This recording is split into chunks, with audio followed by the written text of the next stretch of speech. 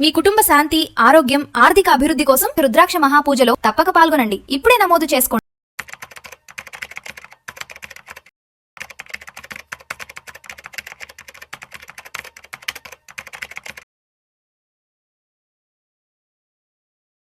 నమస్తే అండి. నమస్తే మేడం. సాయిరామ్ గారు, సిస్టమాటిక్ విత్‌డ్రాయల్ ప్లాన్ అంటారు కదా, ఒక్కసారి మా వ్యూవర్స్కి ఎస్‌డబ్ల్యూపీ అంటే ఏంటి, దీని లాభాలు, దీని బెనిఫిట్స్ అన్ని ఎలా ఉంటాయి? సో సిస్టమాటిక్ విత్‌డ్రాయల్ ప్లాన్ అంటే క్రమానుగతంగా మనం మన మనీని విత్‌డ్రా చేసుకోవటం. ఎస్. చాలామందికి ఎస్ఐపి ఐడియా ఉంటుంది. ఎస్ఐపి అంటే ప్రతి మంత్ ఆర్ ఒక పర్టికులర్ పీరియడ్లో మనం మనీని ఇన్వెస్ట్ చేస్తూ వెళ్తాం. దానికి రివర్స్, ప్రతి మంత్ మన మనీని విత్‌డ్రా చేసుకుంటూ ఉంటాం. సో ఇదే మనకి ఎస్‌డబ్ల్యూపీ అవుతుంది. ఎస్. సో ఎస్‌డబ్ల్యూపీని ఎందుకు వాడతారంటే చాలామంది ఏంటంటే ఈ రోజుల్లో రిటైర్ అయినప్పుడు కార్పస్ వస్తూ ఉంటుంది, లేదా వాళ్ళకి ఏదైనా ల్యాండ్ సెల్ చేసినప్పుడు కానీ, లేదా సో వేరియస్ రీజన్ వాళ్ళ దగ్గర ఒక లంసమ్ ఉన్నప్పుడు దాని నుంచి ఒక మంత్లీ ఇన్కమ్ ప్లాన్ చేసుకుంటారు. దీనికి ఏంటంటే మనకి ట్రెడిషనల్గా అయితే కనుక ఫిక్స్డ్ డిపాజిట్స్ ఉన్నాయి అండ్ రెంటల్ ప్రాపర్టీస్. మనం ఏదైనా హౌస్ కొనుక్కొని దాన్ని రెంట్కి ఇస్తే కనుక మనకి ఇన్కమ్ వస్తుంది ఫిక్స్డ్గా. ఇవి ట్రెడిషనల్. ఇది ఇప్పుడు కొంచెం మోడర్న్ ఏజ్లో చేసేదంటే మన మనీని మార్కెట్లో ఇన్వెస్ట్ చేస్తాం.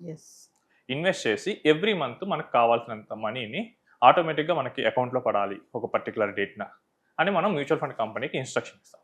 అదే ఎస్‌డబ్ల్యూపీ. ఇక్కడ ఎస్‌డబ్ల్యూపీలో అతి ముఖ్యమైన విషయం ఏంటంటే మనం ఎందులో పెడుతున్నాం, అది మనకి చాలా ఇంపార్టెంట్. చాలామంది ఇన్వెస్టర్స్ తెలియక ఏం చేస్తుంటారంటే ఎస్‌డబ్ల్యూపీ చేసేటప్పుడు చాలా రిస్కీ ఫండ్స్, ప్యూర్లో ఈక్విటీలో కూడా చాలా రిస్కీ ఉంటాయి. For example mid cap, small cap, Contra funds, వాటిలో పెట్టేసి విత్‌డ్రా చేస్తూ ఉంటారు. అవేంటంటే మనకి వాలటాలిటీ అనేది ఎక్కువ ఉంటుంది. అండ్ ఇంకొంతమంది ఏం చేస్తుంటారంటే 12% పెరుగుతుందని చెప్పారు కదా, సో నేను ₹1 కోటి నేను ఎస్‌డబ్ల్యూపీ చేయాలనుకున్నాను. 12% అంటే ఇయర్కి 12 lakhs, మంత్లీ 1 lakh, నేను 1 lakh తీసుకుంటా అని చెప్తాను. బట్ వీళ్ళు మర్చిపోతున్న విషయం ఏంటంటే ఈ 12% అనేది over a period of time. It's not every month or every year will get 12%. So 12% అంటే నాకు ఫస్ట్ ఇయర్ 0 వచ్చింది, సెకండ్ ఇయర్ -12 వచ్చింది, and third year I got around 48.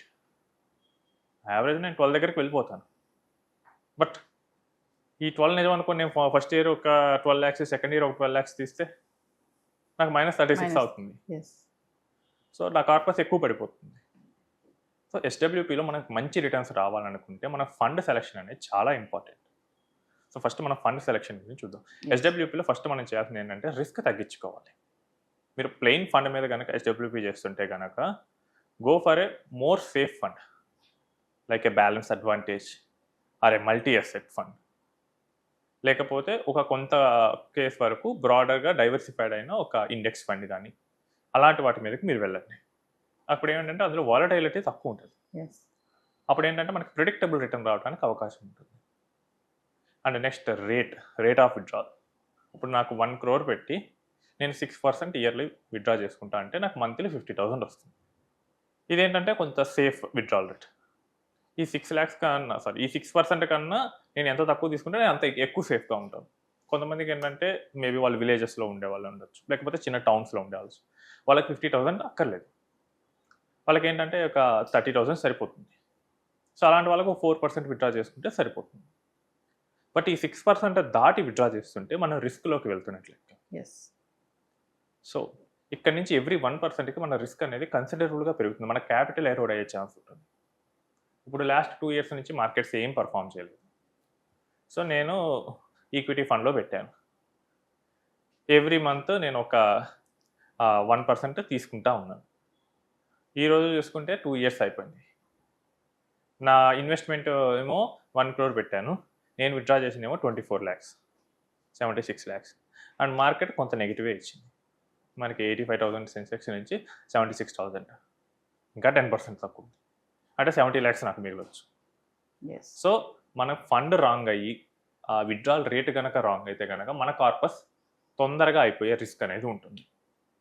ఇలా లేకుండా ఉండాలంటే సింపుల్గా మనం మంచి ఫండ్స్ సెలెక్ట్ చేసుకోవాలి. అండ్ ఇంకోటి ఏంటంటే బకెట్ స్ట్రాటజీని కనుక ఇంప్లిమెంట్ చేస్తే కనుక ఎస్‌డబ్ల్యూపీలో ఉన్న అమౌంట్ అంత తొందరగా ఎరోడ్ అవ్వదు. బకెట్ స్ట్రాటజీ అంటే ఏంటంటే మన మనీని మనం బకెట్స్గా విడగొట్టుకుంటాం. నాకు నెక్స్ట్ 2 yearsకి ఈ బకెట్లో నుంచి నేను విత్‌డ్రా చేసుకుంటాను. నెక్స్ట్ 3rd year నుంచి ఒక 5th year వరకు వేరే బకెట్ నుంచి తీసుకుంటాను. 5th ఇయర్ తర్వాత నుంచి మనీ వేరే బకెట్లో పెట్టుకున్నాను. ఇలా 3 బకెట్స్ సింప్లిసిటీగా చెప్తున్నాను. సో 2 ఇయర్స్లో నేను ఫస్ట్ బకెట్లో ఉన్న అమౌంట్ తీసుకుంటాను. సో ఇప్పుడు నాకు 50,000 అవసరం అనుకోండి, అంటే 12 lakhs. సో ఈ 12 lakhsని ఫస్ట్ బకెట్లో పెడతాను. సో ఈ 12 lakhs మీద నేను ఎటువంటి రిస్క్ తీసుకోలేదు. ఆబ్వియస్లీ నాకు చాయిస్ ఏమొస్తుంది రిస్క్ తీసుకోవాలని అంటే, either it should be a debt fund or a fixed deposit. దానిలోనే పెడతాను. 3rd ఇయర్ నుంచి 5th ఇయర్కి నాకు ఎంత మనీ కావాలో ఆ మనీని నేను క్యాలిక్యులేట్ చేసుకొని, కొంత టైం ఉంది నాకు 2 years తర్వాత కదా, నాట్ అన్ ఇమీడియట్, దాన్ని కొంచెం హైబ్రిడ్ ఫండ్లో పెట్టుకోవచ్చు. ఇక్కడ ఏంటంటే హైబ్రిడ్ ఫండ్ కొంత రిస్క్ ఉన్నా కానీ మనకు టైం ఇస్తున్నాం కాబట్టి మనకు క్లారిటీ ఉంది ఇంకోటి. సో ఫస్ట్ కేసులో ఏంటి, మొత్తం ఒకే ఫండ్లో పెట్టాం, అప్పుడు క్లారిటీ ఉండదు, ఎందుకంటే మొత్తం మైనస్ అవుతూ ఉంది. ఇక్కడ క్లారిటీ ఉంది, పడినా నాకు ఇప్పుడు అవసరం లేదు. సో ఈ హైబ్రిడ్ బకెట్లో నుంచి నేను 3rd ఇయర్ నుంచి 5th ఇయర్ కావాల్సిన మనీ పెడతాను. అండ్ 5th ఇయర్ తర్వాత నాకు అవసరమైనది దీన్ని మనం ప్యూర్ ఈక్విటీలో పెట్టుకోవచ్చు. ఇప్పుడు ఇదే కేసు మనకు వస్తే కనుక, ఇప్పుడు ఇదే మార్కెట్ 2 years పడింది, నా ఈక్విటీ బకెట్ మాత్రమే ఎఫెక్ట్ అవుతుంది మేజర్గా. బట్ స్టిల్ నాకు భయం లేదు, ఎందుకంటే అది ఇప్పుడు కాదు, ఇట్స్ ఆఫ్టర్ ఇంకా 3 years టైం ఉంది, రికవర్ అవుతుందిలే అన్న కాన్ఫిడెన్స్ వస్తుంది. బట్ అలా కాకుండా మొత్తం బకెట్స్ నేను క్లబ్ చేశాను అనుకోండి, కాన్ఫిడెన్స్ రాదు. అండ్ మోర్ ఓవర్ మనకు కావాల్సిన ఇన్కమ్ ఏంటంటే ఇక్కడ ప్రెడిక్టబుల్గా వస్తుంటుంది, ఫిక్స్డ్ డిపాజిట్ కానీ మనకి లిక్విడ్ ఫండ్స్ నుంచి. సో ఎవరైతే ఈ combination of bucket strategy and safe withdrawal rate ఆ 6% లోపు కనుక ప్లాన్ చేసుకున్నారో వాళ్ళకి ఎస్డబ్ల్యూపీలో మనకి గ్రో అయ్యే ఛాన్స్ చాలా ఎక్కువ ఉంటుంది. మీకు 12% పెరిగింది అనుకోండి ఈ 3 బకెట్స్ యావరేజ్ మీద, మీకు 10 years తర్వాత మీ కార్పస్ డబల్ అవుతుంది. అంటే మీరు 1 crore పెట్టి ఎవ్రీ మంత్ 50,000 తీసుకుంటున్నా కానీ 10 years తర్వాత మీకు కార్పస్ 2 crores ఉంటుంది. ఇంకో 10 years తర్వాత 4 crores అవుతుంది.